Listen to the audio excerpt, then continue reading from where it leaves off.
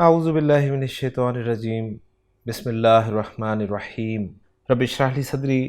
ویسر لی امری واحلل عقدۃ من لسانی یفقہوا قولی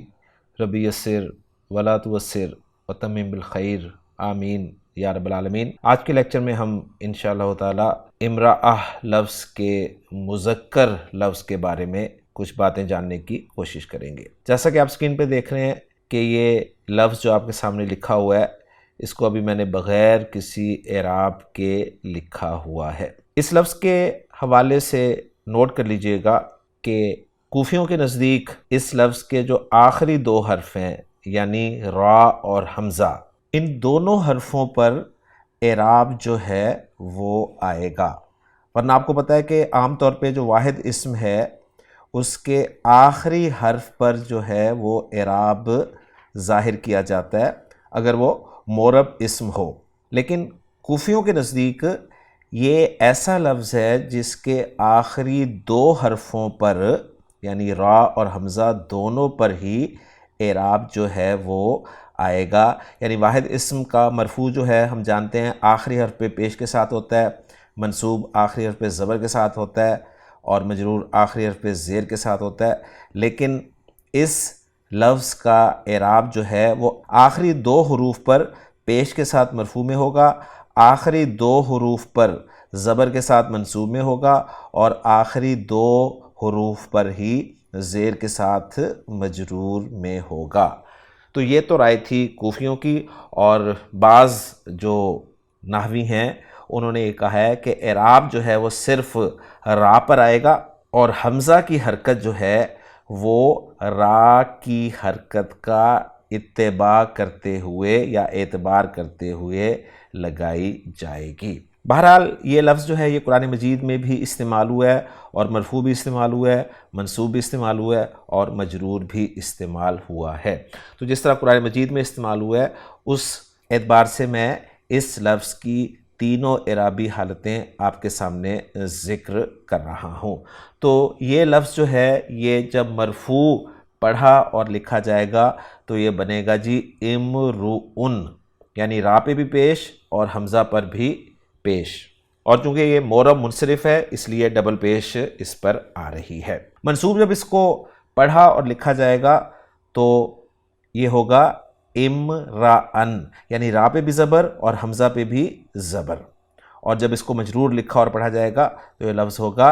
امرئن، یعنی را پہ بھی کسرہ اور حمزہ پر بھی کسرہ۔ مرفوع صورت میں وہ حمزہ جو ہے وہ واو پر لکھا جائے گا، منصوب صورت میں وہ حمزہ جو ہے وہ الف پہ لکھا جائے گا، اور مجرور صورت میں وہ حمزہ جو ہے وہ یا پر لکھا جائے گا۔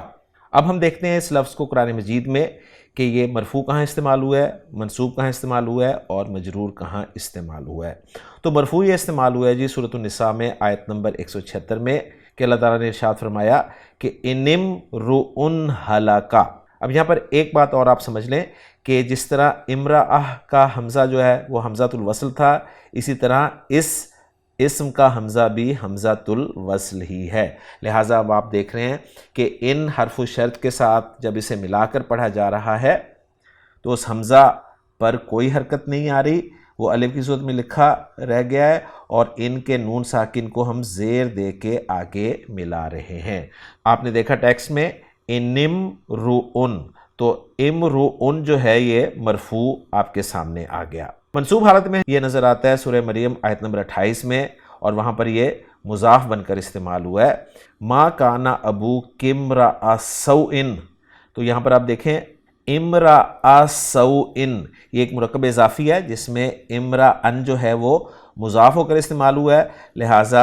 وہ تنوین کے بغیر آپ کو نظر آ رہا ہے۔ اور اس کے بعد مجرور حالت میں یہ ہمیں قرآن مجید میں 5 مرتبہ نظر آ رہا ہے، جیسا کہ سورہ نور آیت نمبر 11، سورۃ الطور آیت نمبر 21، سورۃ المعارج آیت نمبر 38، سورۃ المدثر آیت نمبر 52، اور سورہ عبسہ آیت نمبر 37۔ تو مرفوع بھی استعمال ہوا ہے قرآن مجید میں، منصوب بھی استعمال ہوا ہے، اور مجرور بھی استعمال ہوا ہے۔ اس لفظ پہ اگر الف لام داخل کیا جائے تو الف لام کے داخل ہونے کے بعد یہ لفظ بنتا ہے المرء